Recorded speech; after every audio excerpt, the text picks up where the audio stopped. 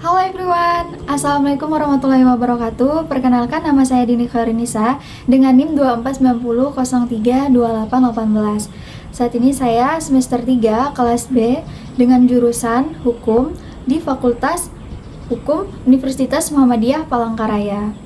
Tujuan saya membuat tugas video ini yaitu untuk memenuhi salah satu tugas dari mata kuliah Hukum Siber dengan dosen pengampu Bapak Dr. Muhammad Nurfitrianto, MPD. Security Awareness atau keamanan cyber. Pengertian Security Awareness. Security awareness adalah pemahaman dan pengetahuan individu tentang ancaman dan risiko keamanan digital, serta pentingnya tindakan untuk melindungi data dan informasi sensitif. Kesadaran ini sangat penting di era digitalisasi pendidikan karena institusi pendidikan menyimpan banyak data pribadi siswa dan juga staf yang sering menjadi target serangan cyber. Dan selain itu, penggunaan teknologi baru yang terus berkembang dapat membuat penggunaan rentan terhadap serangan seperti phishing karena kurangnya keakraban dengan platform tersebut. Tujuan dari keamanan cyber ini yaitu untuk membekali individu dengan pengetahuan dan wawasan agar dapat mengenali risiko keamanan informasi dan juga mengambil tindakan yang tepat untuk melindunginya.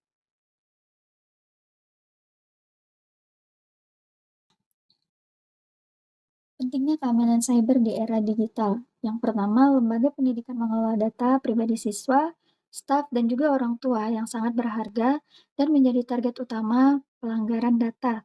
Yang kedua, penggunaan teknologi digital untuk pembelajaran, penilaian, dan komunikasi meningkatkan potensi kerentanan.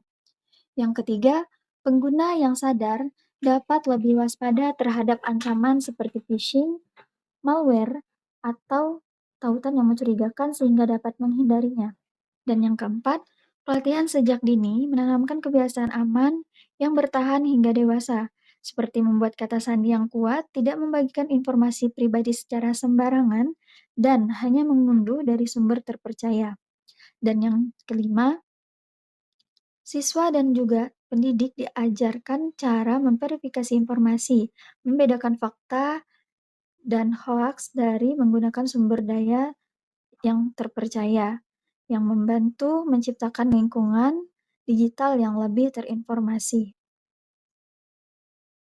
Proses digitalisasi membawa dampak terhadap meningkatnya risiko keamanan cyber. Peningkatan risiko keamanan cyber terjadi karena beberapa faktor kunci.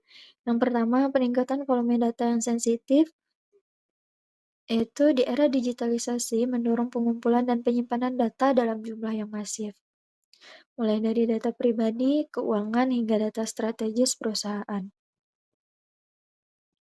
di mana volume data yang besar ini menjadi target utama dari para penjahat cyber tersebut. Dengan melihat contoh nyata, yaitu kebocoran data pribadi di sebuah Tokopedia mengalami insiden kebocoran pada tahun 2020 yang mengakibatkan data pribadi 91 juta penggunanya, nama, email, dan juga kata sandi yang diretas. Yang kedua, ketergantungan yang lebih besar pada sistem digital, di mana masyarakat dan juga organisasi bergantung pada infrastruktur digital meningkatkan dampak dari kegagalan sistem atau serangan cyber. Serangan terhadap infrastruktur ini sangatlah penting karena dapat mengganggu layanan publik dan juga ekonomi. Dengan melihat contoh nyatanya, pada tahun 2024, Pusat Data Nasional atau yang disebut dengan PDN, Indonesia menjadi target serangan ransomware. Para pelaku kejahatan mengepsikan data dan minta tebusan, menyebabkan gangguan layanan publik selama berminggu-minggu.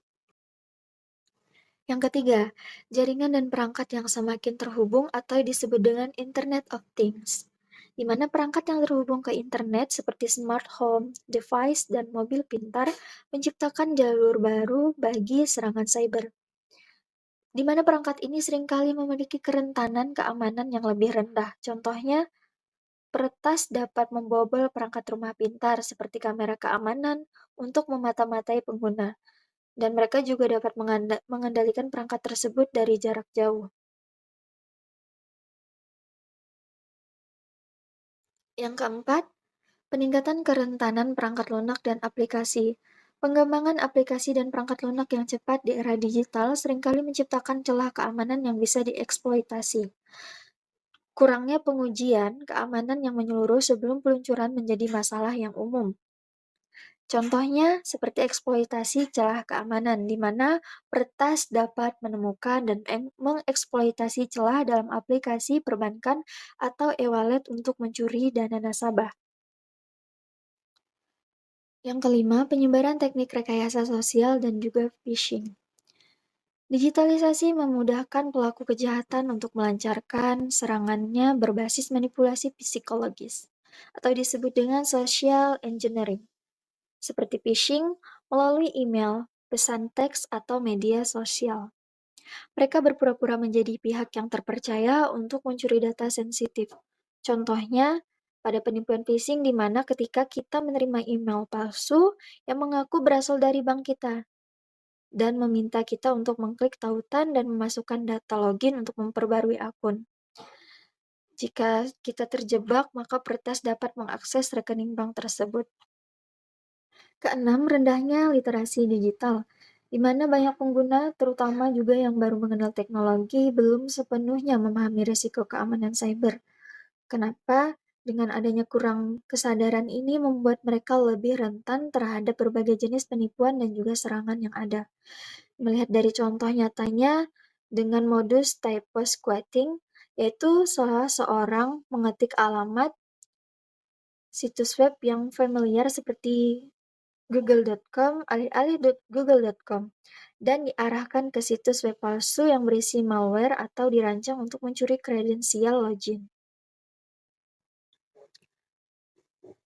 Di sini ada 5 bentuk serangan cyber umum yang sering terjadi di sekitar kita. Yang pertama yaitu phishing. Phishing ini merupakan penipuan yang menggunakan email, pesan, atau situs web palsu terlihat otentik untuk mencuri informasi pribadi seperti kredensial masuk atau data kartu kredit. Phishing dapat kita hindari dengan beberapa pencegahan, yaitu yang pertama, mewaspadai email atau pesan yang meminta informasi pribadi atau bersifatnya mendesak. Dan yang kedua, jangan pernah mengklik tautan atau mengunduh lampiran dari pengirim yang tidak dikenal atau mencurigakan. Yang ketiga, dengan memverifikasi langsung ke sumber resmi, contohnya melalui telepon atau situs web resmi, jika kita ragu. Nah, di sebelah sini merupakan yang kedua ada malware. Malware ini merupakan perangkat lunak, berbahaya, atau malicious software, seperti virus, trojan, dan spyware yang dirancang untuk merusak, mencuri, atau mengambil alih sistem komputer. Malware bisa dicegah dengan menginstal dan memperbarui perangkat lunak antivirus yang andal di semua perangkat, dan hati-hati saat mengunggah file dari internet atau membuka lampiran email. Yang ketiga yaitu hindari mengunjungi situs web yang tidak dikenal atau mencurigakan.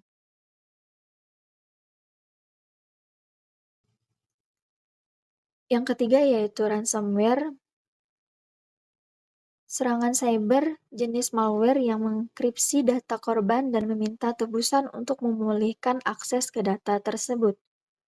Ransomware ini bisa dicegah dengan beberapa hal, yaitu yang pertama, dengan melakukan pencadangan atau backup data, karena ini sangat penting secara rutin ke penyimpanan eksternal maupun cloud. Yang kedua, pastikan data yang dirancang tidak terhubung secara permanen ke jaringan utama untuk menghindari enkripsi otomatis. Dan yang ketiga, jangan membayar tebusan jika terinfeksi, karena tidak ada jaminan data akan dikembalikan. Fokus pada pemulihan dari cadangan saja. Yang keempat yaitu serangan DDoS atau yang disebut dengan Distributed Denial of Service, yaitu menyerang server, layanan, atau jaringan dengan membanjirinya menggunakan lalu lintas internet dari berbagai sumber secara bersamaan, sehingga layanan tidak dapat diakses oleh pengguna yang sah. Serangan DDoS ini bisa dicegah dengan Bagi organisasi, sediakan infrastruktur jaringan yang kuat dan dilengkapi dengan mitigasi serangan di DOS. Yang kedua yaitu gunakan layanan perlindungan di DOS yang ditawarkan oleh penyedia layanan internet atau penyedia keamanan. Yang kelima yaitu Man in the Middle atau yang disingkat dengan MITM, di mana pelaku menyusup di antara dua belah pihak yang berkomunikasi untuk mencegah atau memanipulasi data yang dikirimkannya. Man in the middle ini seringkali terjadi di jaringan Wi-Fi publik yang tidak aman. Berikut pencegahan yang dapat kita hindari yaitu yang pertama dengan menghindari menggunakan jaringan Wi-Fi publik yang tidak terenkripsi, terutama untuk transaksi sensitif seperti perbankan online contohnya. Dan yang kedua, menggunakan Virtual Private Network atau VPN saat terhubung ke Wi-Fi publik. Lalu yang ketiga yaitu pastikan situs web yang kita kunjungi ini menggunakan koneksi HTTPS bukan HTTP, karena HTTPS ini mengenkripsi data yang dikirimkan. Berikut konsep keamanan internet bagi siswa atau mahasiswa agar terhindar dari ancaman cyber. Siswa dan mahasiswa dapat menerapkan konsep keamanan internet dengan berfokus pada 3 pilar utama, yaitu yang pertama kerahasiaan, integritas, dan ketersediaan data. Berikut cara penerapannya dalam aktivitas belajar daring. Yang pertama yaitu mengamankan akun dan data pribadi kita. Langkah-langkahnya yaitu pertama, buatlah kata sandi yang panjang, unik, dan kombinasi huruf, angka, serta simbol untuk setiap akun.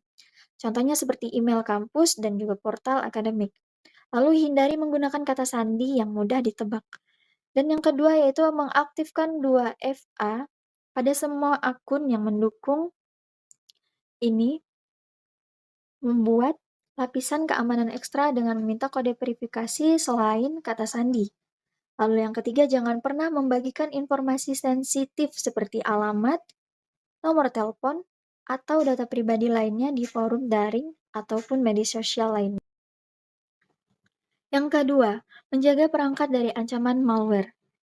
Langkah-langkahnya yang pertama yaitu pasang antivirus dan anti-malware pada komputer atau perangkat seluler. Pastikan perangkat lunak ini selalu diperbarui untuk mendeteksi ancaman terbaru. Dan yang kedua yaitu selalu perbarui sistem operasi, perambanan, dan aplikasi lainnya secara rutin. Pembaruan ini seringkali berisi perbaikan kerentanan keamanan. Dan ketiga yaitu berhati-hati saat mengunduh materi pelajaran atau aplikasi dari sumber yang tidak kita ketahui. Lalu menggunakan sumber terpercaya seperti situs web resmi kampus atau pengembangan.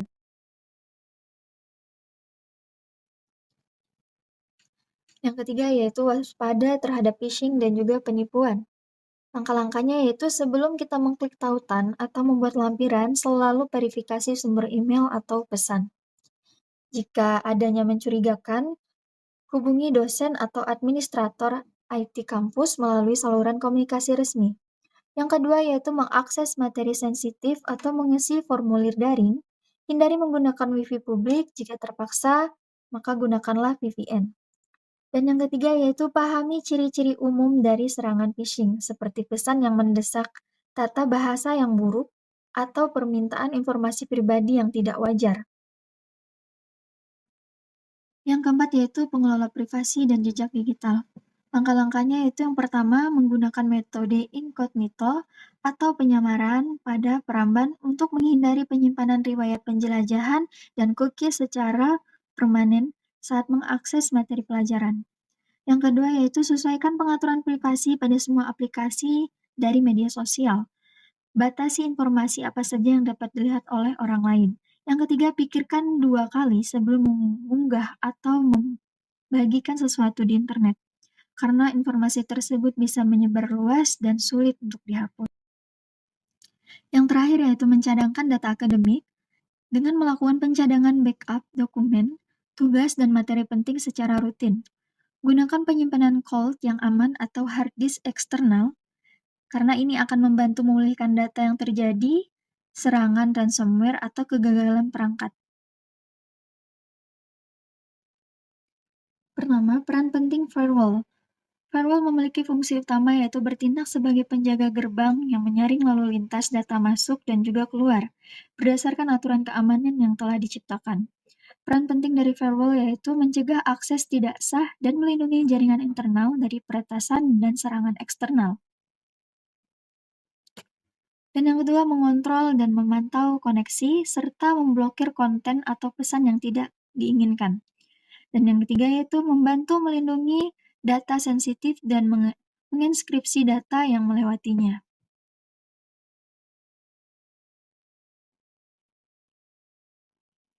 Kedua, peran penting antivirus. Antivirus ini berfungsi untuk mendeteksi, mencegah, dan menghapus perangkat lunak berbahaya seperti malware, yaitu virus, trojan, ransomware, dan juga spyware. Peran penting dari antivirus yaitu yang pertama melindungi perangkat dari serangan yang terjadi di dalam sistem atau jaringan. Yang kedua menggunakan tanda tangan virus dan analisis perilaku untuk mengenali ancaman yang belum diketahui sebelumnya. Yang ketiga yaitu memastikan keamanan dan kinerja perangkat tetap baik dengan membersihkan atau mengarantina file yang terinfeksi. Ketiga, peran penting sistem backup data. Sistem backup data berfungsi untuk membuat salinan cadangan data secara rutin dan menyimpan di lokasi terpisah agar data tetap aman. Peran penting dari sistem backup data yaitu pertama memastikan data dapat dipulihkan dengan cepat setelah terjadi kerusakan, kehilangan, atau serangan seperti ransomware yang menginskripsikan data. Yang kedua yaitu menghindari kerugian finansial dan operasional akibat kehilangan data dengan cara memulihkan dari cadangan. Yang ketiga yaitu memberikan rasa aman bahwa informasi penting tidak akan hilang secara permanen meskipun terjadi insiden keamanan yang parah.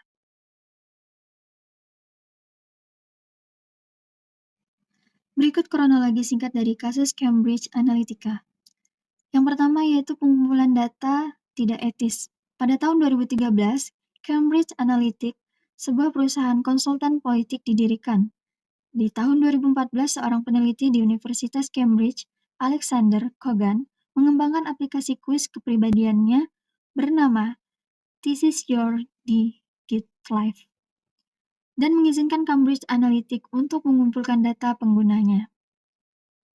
Lalu penargetan yang luas, tidak hanya mengumpulkan data dari 270.000 orang yang mengikuti kuis, aplikasi tersebut juga menarik data dari teman-teman mereka, memperluas jangkauan data pribadi hingga mencapai sekitar 87 orang pengguna Facebook. Lalu pelanggaran perjanjian. Tindakan ini melanggar perjanjian Facebook pada tahun 2011 dengan Komisi Perdagangan Federal atau FTC, pengguna data tanpa persetujuan eksplisit pengguna. Yang kedua yaitu penggunaan data untuk kampanye, di mana data psikografis dari Facebook digunakan untuk menganalisis dan menargetkan calon pemilih di Amerika Serikat. Tujuan utama dari Cambridge Analytica adalah mengirimkan pesan politik yang disesuaikan dengan iklan mikro untuk mempengaruhi perilaku pemilih dalam pemilu, terutama kampanye Donald Trump pada tahun 2016. Yang ketiga yaitu mengungkapkan skandal pada tahun 2018, Christopher Wylie, mantan karyawan Cambridge Analytica yang menjadi pelopor whistleblower, membocorkan informasi mengenai penyalahgunaan data kepada surat kabar The Guardian dan The New York Times. Dilihat dari reaksi publik, pengungkapan ini menyebabkan kemarahan publik sehingga terjadi protes dengan tagar delete Facebook dan penurunan nilai saham Facebook. Dengan tindakan Facebook yaitu di mana CEO Facebook Mark Zuckerberg mengakui kesalahannya dan meminta maaf serta berjanji akan meningkatkan perlindungan data penggunanya.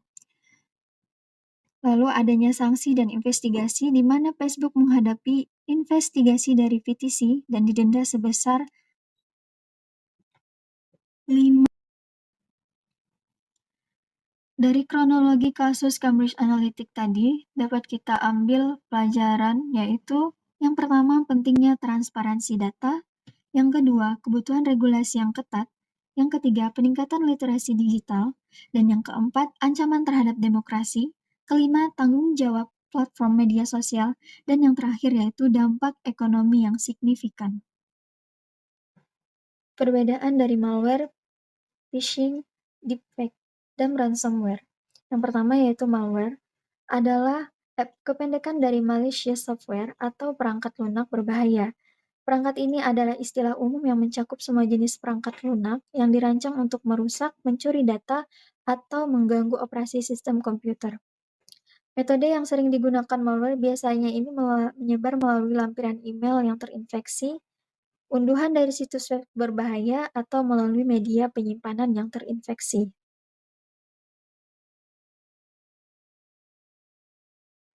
Tujuan dari malware bervariasi, tergantung jenis malware-nya, seperti mencuri informasi pribadi, pengendalian perangkat dari jarak jauh, atau hanya mengganggu kinerja sistem.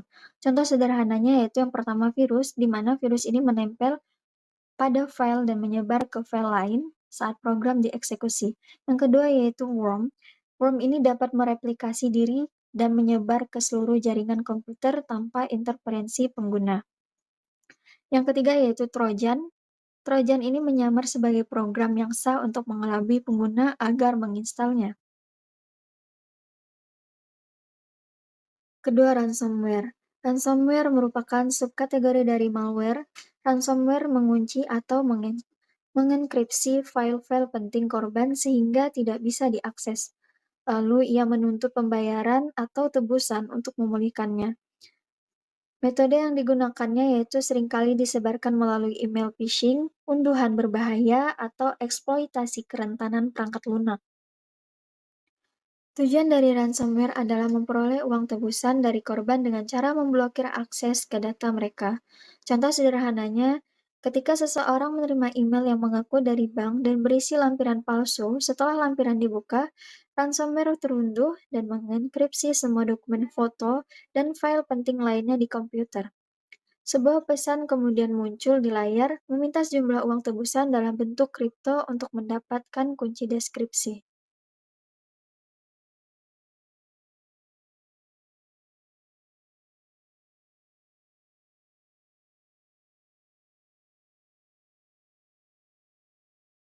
Yang ketiga yaitu phishing, serangan cyber yang menggunakan teknik rekayasa sosial atau social engineering untuk mengelabui korban agar mengungkapkan informasi sensitif seperti kata sandi, detail kartu kredit, atau data pribadi lainnya. Metode yang digunakan dari phishing yaitu pelaku biasanya menyamar sebagai entitas terpercaya, misalnya bank, perusahaan teknologi, atau lembaga pemerintah, dengan melalui email, pesan, teks, atau smashing, atau telepon yaitu phishing. Tujuan dari phishing yaitu mencuri informasi pribadi atau kredensial untuk melakukan penipuan atau pencurian identitas. Contoh sederhana, ketika kita menerima email dari Bank ABC yang berisi peringatan bahwa akun kita akan dinonaktifkan.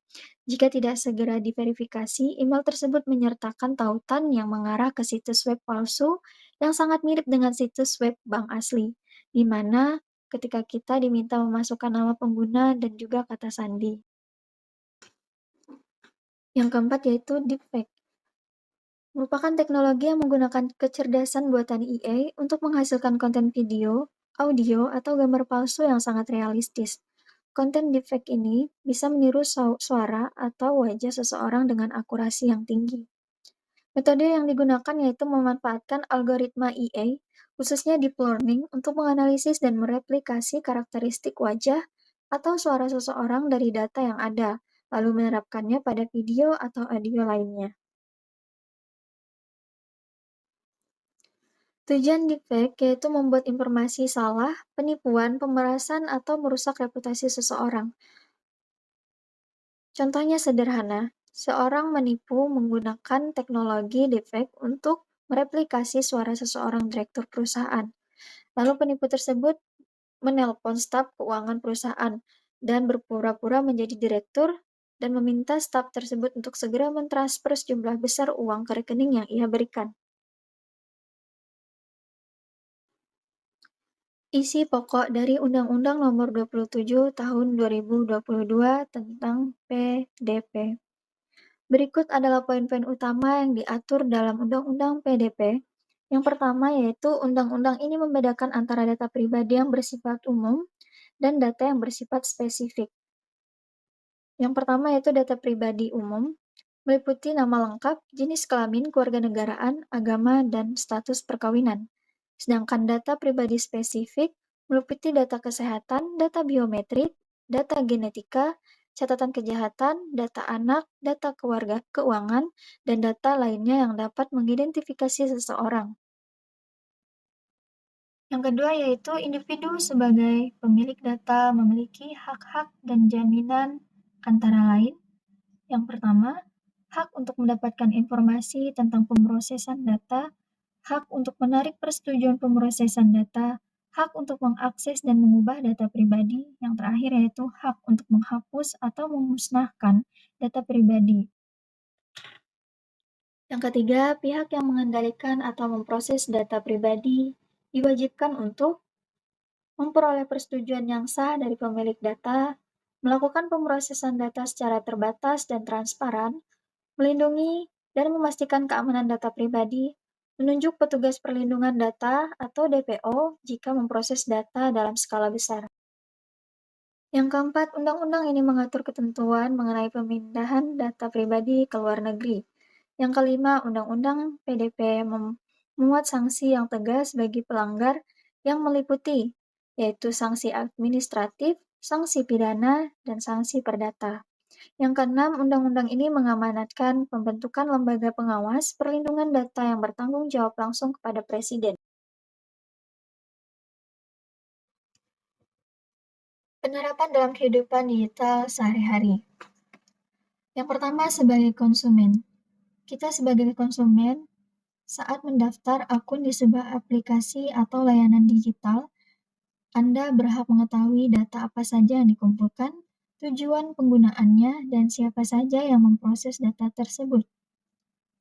Lalu yang kedua, Anda harus memberikan persetujuan yang jelas, misalnya mencentang kotak "Saya setuju" sebelum data Anda dapat diproses.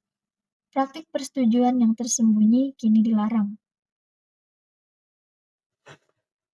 Yang kedua yaitu sebagai pemilik bisnis atau penyediaan layanan digital, di mana perusahaan harus berinvestasi dalam sistem keamanan yang kuat untuk melindungi data pelanggan dari kebocoran atau peretasan.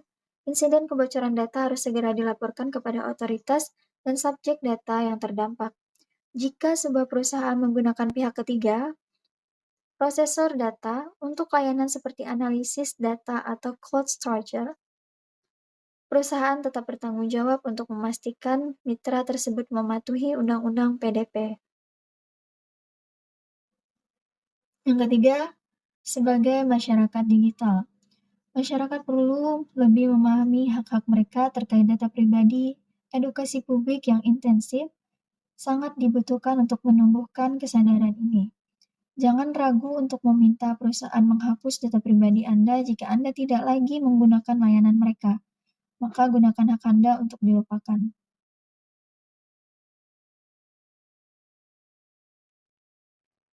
Alasan tidak menyimpan kata sandi di brosur secara otomatis, yang pertama yaitu terjadinya pencurian data jika perangkat hilang. Jika laptop atau ponsel Anda dicuri, siapapun yang mendapatkannya dapat melihat daftar pengguna dan kata sandi yang tersimpan di browser Anda, lalu dengan mudah mengakses akun-akun penting. Yang kedua, adanya ancaman malware dan virus, di mana program berbahaya yang terinstal di komputer Anda dapat dirancang khusus untuk mengambil kata sandi yang tersimpan di browser. Yang ketiga yaitu adanya risiko bagi pengguna bersama. Jika Anda berbagi perangkat dengan orang lain, mereka dapat melihat atau bahkan mengakses akun Anda tanpa izin.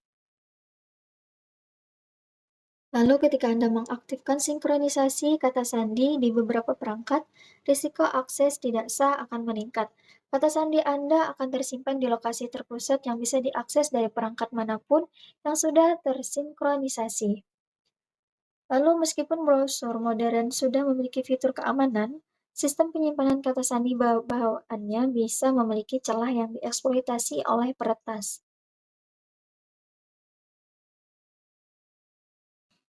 Berikut cara mengelola kata sandi yang aman dan juga efektif, yaitu gunakan pengelola kata sandi password manager. Pengelola kata sandi adalah aplikasi yang menyimpan semua kata sandi Anda dalam brankas digital yang terenkripsi dan dilindungi oleh salah satu kata sandi. Satu kata sandi utama yaitu master password. Lalu, buat kata sandi yang kuat dan juga unik meskipun menggunakan pengelola kata sandi, penting untuk memahami cara membuat kata sandi yang sulit ditembus.